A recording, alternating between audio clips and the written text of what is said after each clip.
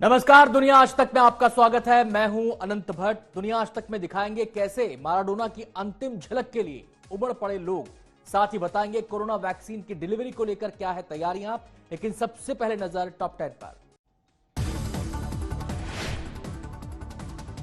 अमेरिकी राष्ट्रपति Donald Trump ने एक बार फिर बिना किसी आधार के अपनी जीत का दावा किया। कहा उन्होंने जीता है राष्ट्रपति पद का चुनाव। ट्रंप ने यह बात पेंसिल्वेनिया में रिपब्लिकन नेताओं द्वारा आयोजित किए गए कार्यक्रम में कही।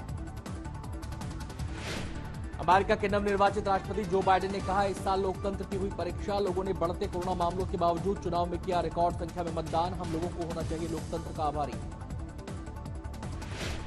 दक्षिण कोरिया के राष्ट्रपति मून जे इन ने चीनी विदेश मंत्री से की मुलाकात। चीन के साथ रिश्ते सुधारने की कही बात। मून ने कहा कोरियाई प्रायद्वीप में शांति के लिए वो चीन के साथ चले आ रहे झगड़े को खत्म करना चाहते हैं।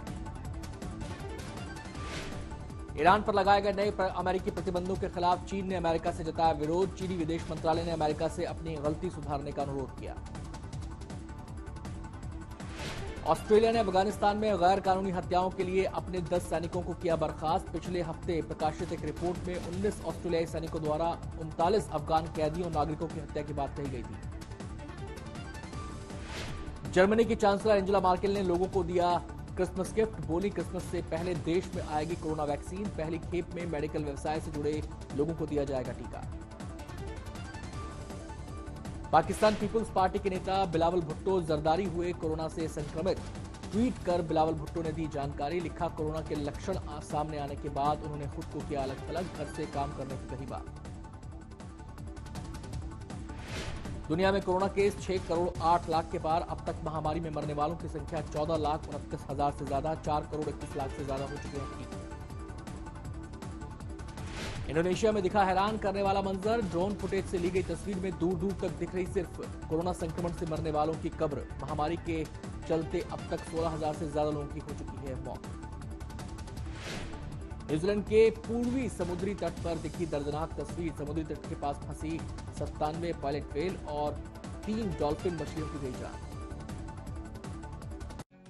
फुटबॉल के महानायक डियागो माराडोना को दुनिया भर में श्रद्धांजलि देने का सिलसिला जारी है। उनके देश अर्जेंटीना की राजधानी में उनकी आखिरी झलक पाने के लिए लोग घंटों लाइन में लगकर इंतजार कर रहे हैं। वहीं हजारों किलोमीटर दूर इटली के नेपल्स में लोग माराडोना की मौत से सदमे में हैं।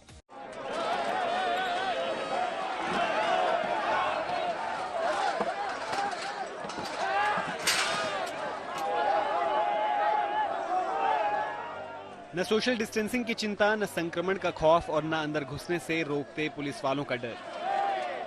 ब्यूनस आयर्स में अर्जेंटीना के राष्ट्रपति भवन के बाहर घंटों से इंतजार कर रहे ये लोग रुकना नहीं चाहते।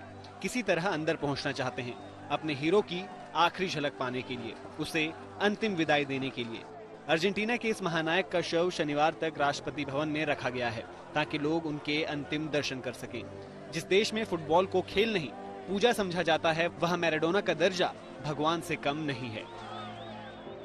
बुधवार को मैराडोना के निधन की खबर आते ही दुनिया भर के खेल प्रेमियों में मायूसी छा गई थी और लोगों ने उन्हें अपने तरीके से श्रद्धांजलि देनी शुरू कर दी थी।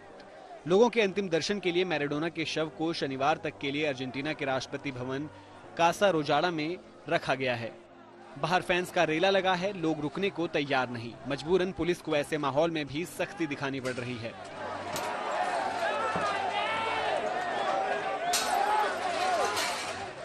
फुटबॉल प्रेमी देश इटली के शहर नेपल्स में भी मैराडोना का दर्जा भगवान से कम नहीं, क्योंकि मैराडोना ने ही 1987 और 1990 में इस शहर के लिए खेलते हुए इसे 2 अहम जीत दिलाई थी, सम्मान दिलाया था। उनके निधन की खबर आते ही यहाँ के मेयर ने शहर के सैन पाउलो स्टेडियम का नाम बदलकर मैराडोना के नाम पर रखने के प्रस्ताव का ऐलान कर दिया। स्टेडियम के बाहर मैराडोना के फैंस लगातार कार्ड्स, कैंडल्स और फूलों के साथ अपने हीरो को श्रद्धांजलि देने जुट रहे हैं। खेल देशों और सरहदों के पार जाकर किस कदर लोगों को जोड़ता है, मैराडोना के खेल से बेहतर इसकी दुनिया में कोई दूसरी मिसाल नहीं। आज तक ब्यूरो। अमेरिका में इस बार हुए राष्ट्रपति चुनाव में रिकॉर्ड वोटिंग हुई। यही वजह रही कि प्रेसिडेंट इलेक्ट जो बाइडेन अमेरिकी इतिहास में पहले ऐसे प्रेसिडेंट बन गए हैं जिन्होंने 8 करोड़ से ज्यादा पॉपुलर वोट हासिल किए। उन्होंने कुल 8 करोड़ 11 हजार वोट हासिल किए। इसी चुनाव में एक रिकॉर्ड और बना। उनके मुकाबले चुनाव लड़ रहे डोनाल्ड ट्रंप को 7 करोड़ 38 लाख वोट मिले। सबसे ज्यादा वोट पाने वाले कैंडिडेट में वो दूसरे नंबर पर हैं। यानी एक ही चुनाव में जीतने और हारने वाले उम्मीदवार सबसे ज्यादा वोट पाने के मामले में पहले और दूसरे नंबर पर आ गए हैं। कुछ मीडिया कंपनियों का कहना है कि वोटों की संख्या अभी और बढ़ सकती है क्योंकि देश भर में काउंटिंग चल रही है। डेमोक्रेटिक पार्टी के उम्मीदवार बाइडेन को चुनाव में 306 इलेक्टोरल वोट मिले, वहीं रिपब्लिकन पार्टी के ट्रंप को 232 वोट मिले। रूस भले ही कोरोना वैक्सीन बना लेने का दावा कर रहा है, लेकिन रूस की राजधानी मॉस्को इन दिनों कोरोना संक्रमण की चपेट में है और हर रोज मरीजों की संख्या में तेजी से इजाफा हो रहा है, जिसके चलते मॉस्को के मेयर ने वहां लागू पाबंदियों को 15 जनवरी तक बढ़ा दिया है। रूस में हर रोज करीब 25,000 नए संक्रमितों की पहचान हो रही है और करीब 500 लोग जान गंवा रहे हैं। ये रूस में कोरोना के कहर का किसी एक दिन में अब तक का सबसे बड़ा आंकड़ा है। राजधानी मॉस्को इन दिनों देश में कोरोना का नया हॉटस्पॉट बना हुआ है। अकेले मॉस्को में 6,000 से ज्यादा नए संक्रमितों की पहचान हुई है, जिसको लेकर मॉस्को के मेयर ने मौजूदा प्रतिबंधों को अगले साल 15 जनवरी तक बढ़ा दिया है। इसके तहत अब 65 साल से अधिक उम्र के लोगों को 15 जनवरी तक खुद को आइसोलेशन में रखना होगा। साथ ही कंपनियों को अभी 15 जनवरी तक अपने 30% कर्मचारियों को घर से ही काम कराना होगा।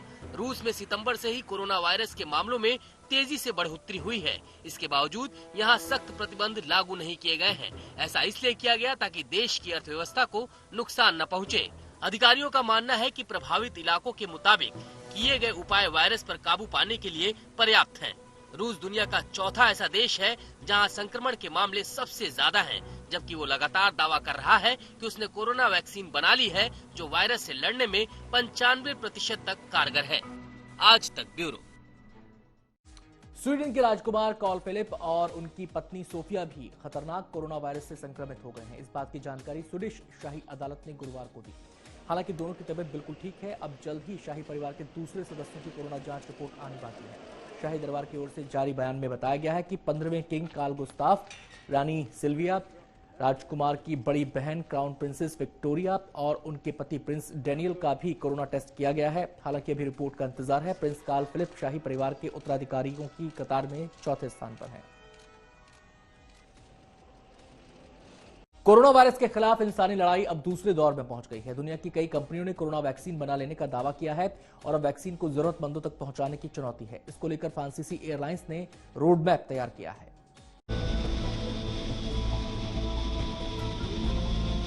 ये तस्वीरें फ्रांस की राजधानी पेरिस के Paris Charles de Gaulle airport के इंडस्ट्रियल जोन की हैं, जहां कोरोना वैक्सीन की डिलीवरी सुनिश्चित करने की तैयारी चल रही है। यूं तो ये एयरपोर्ट 12 हेक्टेयर में फैला है, लेकिन वैक्सीन की आवाजाही को आसान बनाने के लिए टर्मिनल अपनी क्षमता को और बढ़ाने में जुटा है, ताकि दुनिया भर में वैक्सीन की डिलीवरी आसान बनाई जा सके। यहां मौजूद विमानों के जरिए एयर फ्रांस करीब 1 मिलियन डोज पहुंचाने की क्षमता रखता है। इसके साथ ही इस एयरपोर्ट से मार्च और जुलाई में 135 उड़ानों के जरिए करीब 56,000 टन मास्क और चिकित्सीय उपकरण पहुंचाने की भी योजना है। एयर फ्रांस ने इसके लिए 2 ऑल कार्गो प्लेन और करीब 99 लॉन्ग हाउल प्लेन को तैयार किया है। वैक्सीन को लोगों तक सुरक्षित पहुंचाने के लिए कंपनियां ऐसे बक्से बनाने में जुटी हैं, जिनके कंटेनर में वैक्सीन को -80 डिग्री तापमान में रखा जा सके। इसलिए वैक्सीन की डिलीवरी आसान नहीं। हम आपको बता दें कि यूरोपीय संघ के 27 देशों में कोरोना वायरस के खिलाफ टीकाकरण अभियान क्रिसमस से शुरू हो सकता है, जिसको लेकर सदस्य देश अपनी लॉजिस्टिक चेन को मजबूत करने में जुटे हैं। यूरोपीय यूनियन ने दुनिया की 6 वैक्सीन कंपनियों से करार किया है, जबकि 7वीं कंपनी से भी यूरोपीय संघ समझौता करने में जुटा है। इन सौदों के जरिए यूरोपीय संघ 800 मिलियन डोज की खरीद कर सकेगा, जो करीब 46 करोड़ लोगों के लिए है। आज तक ब्यूरो।